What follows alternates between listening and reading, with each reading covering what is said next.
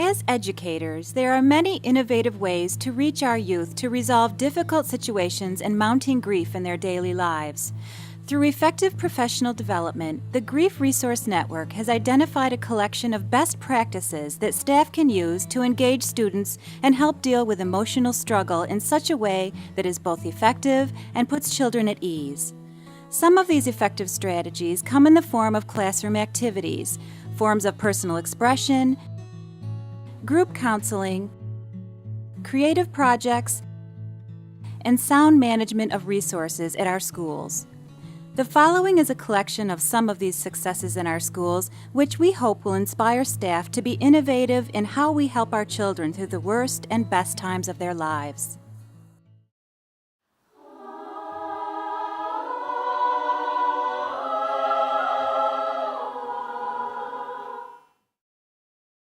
At school number 23, teacher Diane Quitt is putting what she learned in a grief resource workshop to good use in her classroom, nurturing her students' creative expression and getting them thinking about their emotions. How can body training help us through the loss of someone special? Does anyone have an answer for that? Remember what we did last week? We did some body tracing. And how can that help us with the loss of someone special? Sam? It will make you never forget about the person that died. It helps you not forget about that person. We put special places on our body, our feelings. We used colors, and we colored parts of our body so that we would be able to talk about it today. Kevin? I think if you had a picture of them, it will make the person. And how many of you agree about a picture? That helps you remember that person in a nice way. As part of an art exercise, second grade students are preparing to make body tracings on construction paper. Though this may seem like a simple task, these tracings are just one part of a student exercise that will soon have the class expressing their feelings about grief and loss. The tracing exercise begins with a brief class discussion facilitated by Ms. Quitt, where students consider how feelings are often experienced as physical sensations in their bodies. They also evaluate colors, determining which evoke happy or sad emotions. Students then trace outlines of one another on construction paper. Once the outline was complete, second graders looked deep within themselves, using their own stories and experiences to fill in certain parts of the tracing with drawings based on their emotion. Students then explained their work and later colored smaller human outlines representative of a personal loss. This activity is effective both with children of all ages and adults.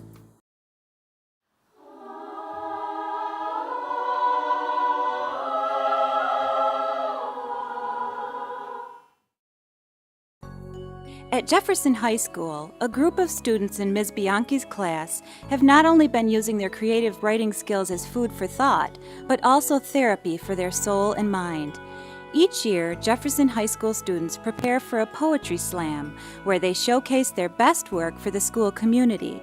Behind closed doors, however, these students meet regularly throughout the school year, using their poetry as an outlet for the pain they live with every day. The next one is called Eyes Drop Blood. It refers to a vision in the community. Eyes drop blood, and the town now will flood. When the sun comes out and the town's dried up, all is red like the flag from the bull. Target to the enemy, weak beyond all doubt. Drop, drip, drop, then drip. One falls down, puncture bleeds. My feelings are the last thing to start. Mama's going insane, she can't take the pain of the screams and tears and lost memories. Damn, should I blame Adam and Eve? Screams are viewed as I walk down the street. An old woman lay on the ground of a heart attack of old age. But as I proceed, it's smooth, young me, almost 16. Throat cut, eyes closed, face wet. The kid's dead. Society strikes again. Colors flash, corners are ran. Our news is a stand. And here we stand or sit or lay or die or go bye. I'm sick and ill, falling on my knees every time that somebody in the community dies or has to cry. No more like a young person dies because of being hot or just sitting in the car waiting to be out. I'm scared, and I don't think that it's fair that when I walk home from work, I gotta carry a pocket knife. Another life, another life. I pray to God nothing else happens to my family. Let our lungs breathe our breath instead of one pump and two breaths from somebody else's lips. Murders in all corners, waste of thighs, eyes, love and tribe and useful minds. Dark without no light, low without no height, our streets full of fright. By tomorrow, I could be staring at my body as I lay in a puddle on the concrete, eyes open wide. Deny, deny, deny. That's how we all sleep at night. Jefferson students discuss all facets of their creative work in special group sessions. These sessions not only aid the creative process, but allow students to discuss topics ranging from life to death, happiness to sadness, fear to joy, and frustration to personal tribulation. The group explores the various catalysts behind the feelings they are expressing. Students in the group offer one another support, comments, and most importantly, lend an understanding ear to their fellow students in their time of need. I wrote it in 2001 after my brother had died January 2nd. He died due to gunshots on Avenue A early in the morning. And I just remember like trying to get some sleep the following year and just like thinking about violence and how, it hurt. I was crying the whole night, and I'm like, violence is not a game. My anniversary was coming up, my brother's anniversary was coming up, and so I didn't really write poems. I write like songs and stuff like that. And so when I did it, I finally like understood like why people really did it. Like it really got to my heart and it really like hit me in a place that like it really hit me. And then like when I was supposed to present it to Ms. Bianchi, and she read it, and she came back to me, and she told me that she understood it and everything, and that really hit me because I didn't really think no one would understand except for me. I came to school, just like he said, I did came to school and like kind of put up a little front, like everything was okay, but then I just started talking to people. I talked to my friends or my teachers and things like that, and then I used to write poems. I did write poems. It wasn't really serious, but then after that incident that happened last month, that would encourage me to write poems even more and be more, try to get my way out. For the most part, I'm not a type of person that likes to talk about stuff. I like to keep to myself, but my poems is a way for me to say how I feel without directly saying, you know what, I'm hurting inside. My poems, you can hear my poems talk about cutting and talking about, not feeling loved, but I'm not outright saying, at home things is bad. So I could talk about make myself feel better by getting this out there. I express myself, but not having to worry, I'm telling people my business. So kind of helps the whole grieving process a little. Students find the experience to be therapeutic and uplifting as they realize that they are not alone in dealing with a myriad of complex realities in their daily lives.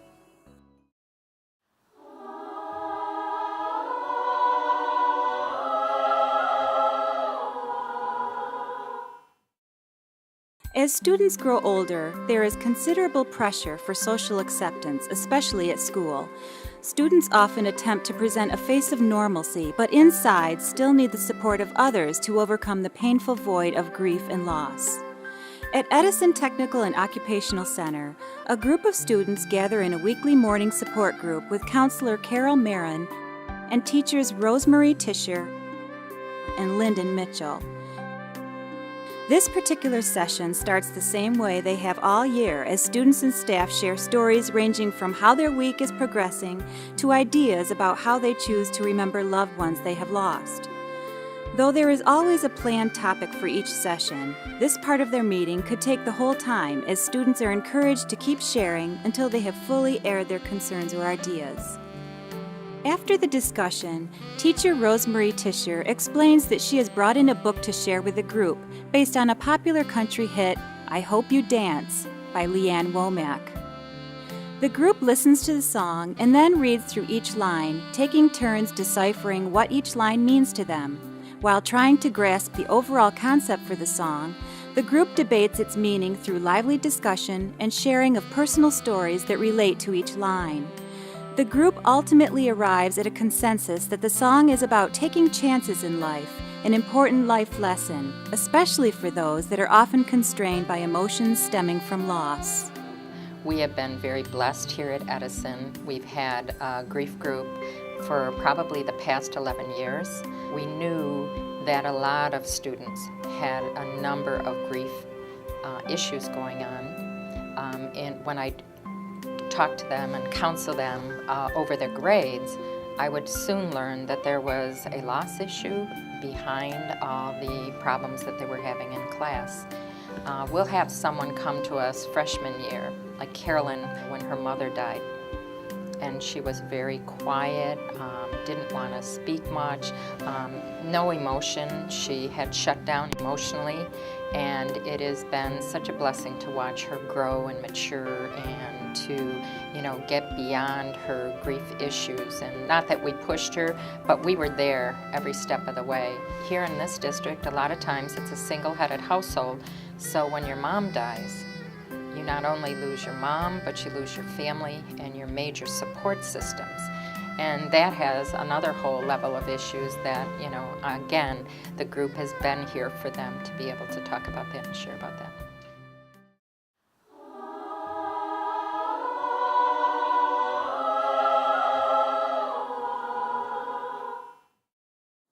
Author Oscar Wilde once wrote that man is least himself when he talks in his own person. Give him a mask, and he will tell you the truth. In this day and age, this idea of humans wearing masks to hide their true emotions is reality for many. At school number 20, students have been constructing masks with district social worker Greta Davis. The activity is both fun and engaging for students and is like any other art project on the surface. However, mask making is intended to give greater understanding of how people hide their true feelings and reactions about life-changing events. This particular day, the class begins by discussing different forms of human emotion and reading a poem about self-esteem. Okay, and what we've started to work on was our mask making project. And we talked about what the mask represents. And some of what we talked about was a facade, when we use a mask to kind of disguise who we really are or how we're really feeling. And you've all done a beautiful job of starting to create your mask. And what we're going to do throughout today is to add a little finishing touches to the project. But first, I'd like to talk a little bit about feelings. That we all have a wide range of different feelings, and then I brought my feelings frogs to kind of demonstrate those different feelings. And what I thought we would do is we'll share a little bit about what do we tend to do? How do we express our feelings? What are some ways we express our feelings to others? Anybody can think of ways that you express if you're upset? How do you express feeling upset, Ariel? I talk to somebody about it. Okay, that's a very good way of expressing a feeling of being upset or being angry. What about when you're happy? What do you do, Rosalie, when you're really happy? I know that Rosalie, she's doing it now. She's doing a lot of smiling. How do you demonstrate, Louis, when you're happy? What do you normally do? Oh, you go crazy. What does that mean? Is it jumping and being excited? Oh, great. And we have a wide range of feelings and emotions, just like represented here by the various frogs. And what we're going to do is we're going to do a little exercise. And it's an I am poem that I'm going to share with each of you.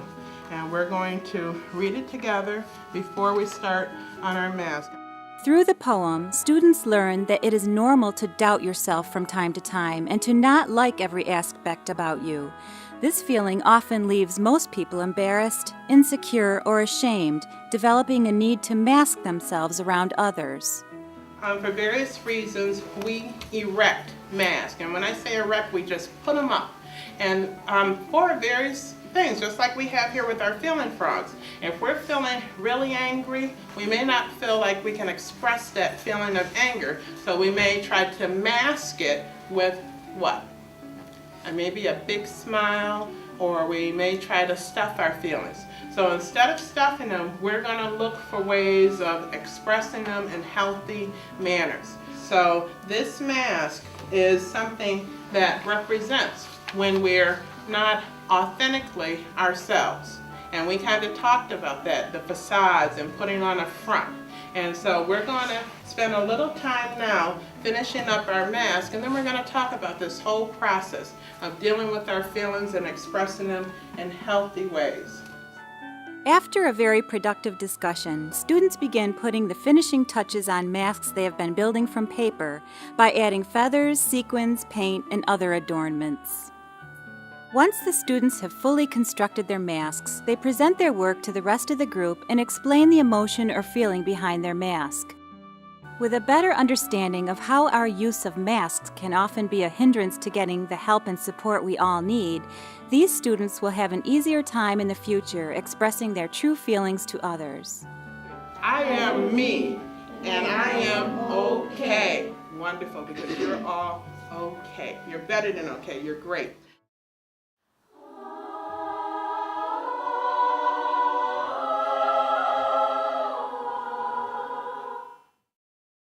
At Rochester's East High School, staff cannot anticipate a tragic event. But through careful planning, East High staff has developed a plan for delivering grief and loss services to its student body in reaction to most traumatic occurrences at school or in the community. On hearing of a loss of a student or staff person, the first step is not engaging students like one may think. The principal must take care with this information and verify that a loss is not a mere rumor, but grounded in fact. This is done by contacting police enforcement agencies to verify any information concerning a student loss through the school's security officer and await confirmation of its accuracy. Once word is received back from police, a brief staff meeting of the principal, school security, the lead counselor, vice principal, and any other staff directly involved with a student is held in the school's main office. The group discusses a brief plan for the day's events, taking care to consider what is best for the student body as a whole. The vice principal calls a second meeting, this time with the school's guidance staff, to divulge any pertinent information and discuss more plans for various levels of student support and grief counseling. Once all preparations are set into motion at the school, the principal addresses the student body on the school's public address system, informing them of the loss to the school family and letting everyone in the building know that support is available to them should they desire it. Some of the many areas of support currently in the East High School plan are a student memory wall. Through the use of the wall, students can leave messages or memories to help with their grieving. During this time, counseling staff is also present to talk with students one-on-one or in small groups to discuss any feelings they may have. Student Support Center. At the Student Support Center, students can gather in smaller groups with a member of the school's counseling staff to discuss their feelings of grieving and loss. Therapy Dog. Probably the most unique form of therapy at the school comes from special visits from the school's therapy dog. Pets are known to provide comfort to humans that they cannot receive from another person, and the students seem to appreciate having a furry friend around when they are feeling extreme feelings of grief.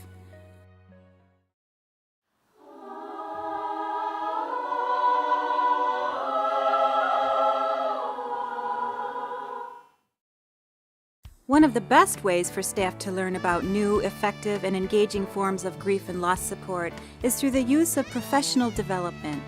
As humans, we must acknowledge that we don't always have all the answers. Through shared best practices of all staff across the district, we can build a vital list of activities and resource tools that will ensure that all staff provide the best care they can for students.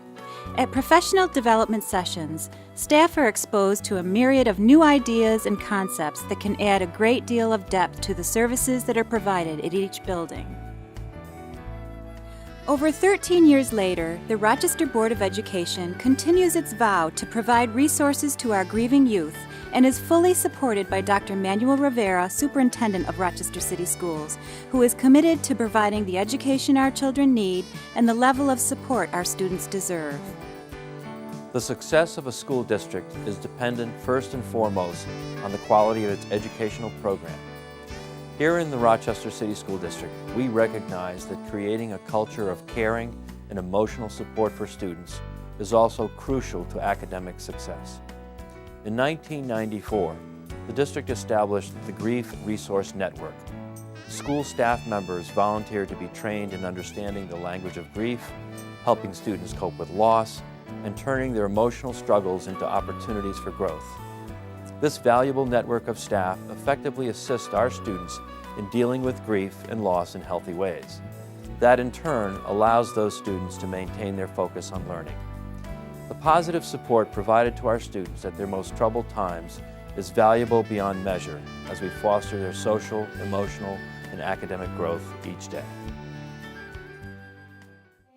In the morning when I get up to the closing of the day, and when I'm sleeping, I choose peace. I choose love.